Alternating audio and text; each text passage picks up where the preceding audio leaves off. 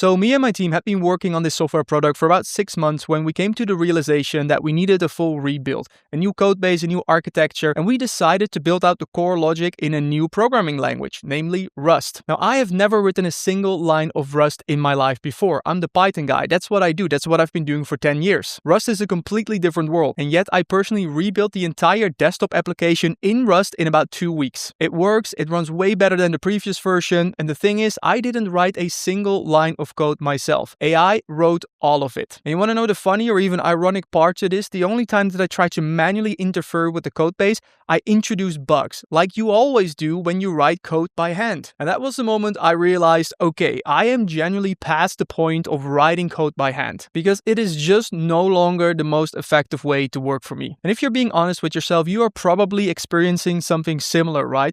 The 30-minute code tutorial that you used to watch now is a single prompt. The documentation or guides that you would go through, you would now plug them into Claude Code with the URL and it would just do the work for you. And I think a lot of developers feel the same way, but don't yet fully understand kind of like what to do with this. So in this video, I want to share the 5 skills that I think actually matter right now in the age of AI. And this video is not going to be about how to use Claude Code or how to write better prompts, but the deeper skills that will keep you competitive as an engineer when AI handles the implementation. So for over 3 decades, the implementation of software was always the bottleneck, turning ideas into functioning code.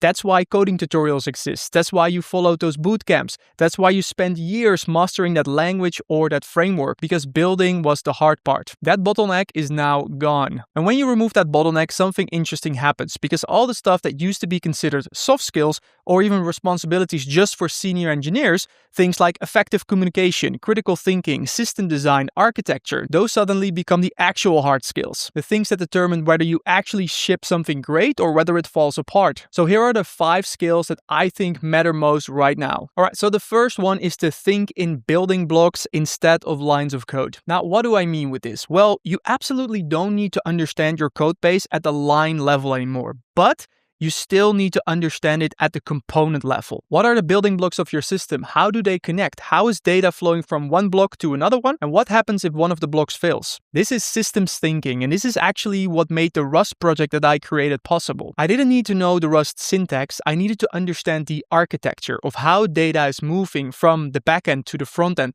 what components I need, and how to wire them together. That understanding is what I gave to AI, and then AI turned it into a working code base. So when I say that I don't write code anymore, I definitely don't mean that I am purely vibe coding. I am very much involved in the process, constantly reviewing it from an architectural and a component level, because I know what good looks like at the system level. So if you want to get better at this, I recommend to read the book Designing Data-Intensive Applications by Martin Kleppmann. It's probably the most recommended system design book out there for a reason. And this book doesn't teach you how to write code, but it will teach you how to think about designing systems. Things like data flows, failure modes, trade-offs. That is the thinking that you need. And now practically, before jumping into any project with AI, make sure to do some research on architectural patterns and best practices for the type of application that you're building, as well as the languages that you are using. And then based off that, don't just tell the AI to build you an app, but tell it what the actual system should look like. Number 2 is go full stack. Seriously, you need to become a full stack engineer. Now, while this may sound controversial, think about it. If AI can work on any language, any framework, being a hyper specialist that can only do one thing actually becomes a liability. If you can only do front end, or you can only set up data pipelines, or only the back end, you become the bottleneck in a system where AI can work 24/7. Think about it this way. If you need to wait for a front-end developer to deliver everything before the project can move forward, that's a problem, because AI doesn't need to wait. It can do front-end, databases, back-end, all at the same time with multiple agents in parallel. But it needs someone to understand the full picture in order to be able to direct and govern it. And that someone needs to be you, or someone else will step in. And now my Rust project was the perfect example of this. I had never written a single line of Rust before, but I knew what the database looked like. I knew what type of backend we're using. And because of this, I could connect everything together and guide the AI through it. And now this doesn't mean that you need to be an expert at everything, right? That's also impossible. But you need to be comfortable enough to direct AI across the full stack. And you can only do that if you understand how all of the pieces and building blocks fit together, which brings us back to point 1, right? Understand the building blocks. And here's a practical recommendation that I actually challenge you to. Pick a language you've never used before and give yourself a week to build and deploy an end-to-end solution, not just a tutorial, but like an actual project that solves a particular problem either in your work or life right now.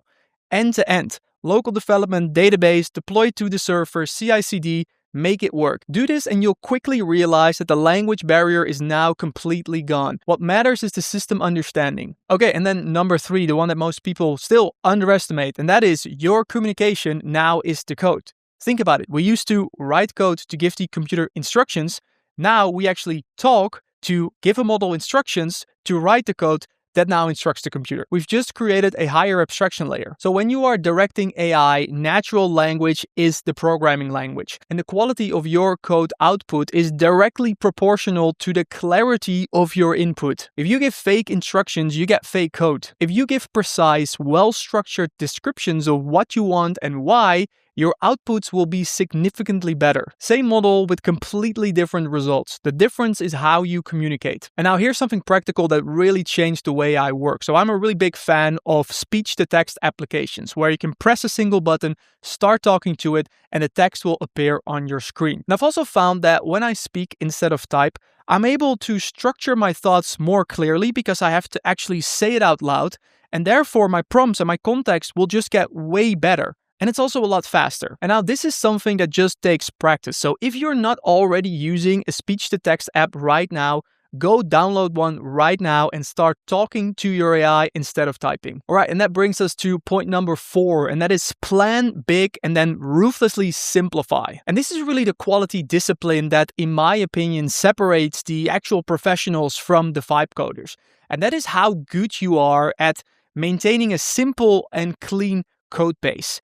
AI has a tendency to output a lot of tokens, to bloat, to create AI slop. And this is where you end up having to spend more time debugging the code than the efficiency gains you actually got by using AI. And this is, of course, a huge problem. And this happens because most people don't really have a process or a loop. They just produce, they accept, and they move on. So here's the loop that I follow. I always start big picture, then I create a plan, then I build it, then I test it, and then I simplify. I ruthlessly simplify. And this is the step that most people skip. And this is actually where I am spending most of my time. I'm actually checking what lines of code, what components can we remove while still passing the tests. I'm asking AI about best practices. I let it do research. I question naming conventions, code structure, and even file structures and names. Not only will you get a smaller and cleaner code base, which is easier to maintain, you also, through that process, will start to understand your code base from first principles, meaning you get to the core foundational building blocks where if you remove something, it doesn't work anymore. That's where I like my code bases to be. Now, to give you a practical exercise to get better at this, pick a recent project that you've worked on and try some of the prompts that I just shared. Ask it to refactor, to simplify. How can we reduce lines of code?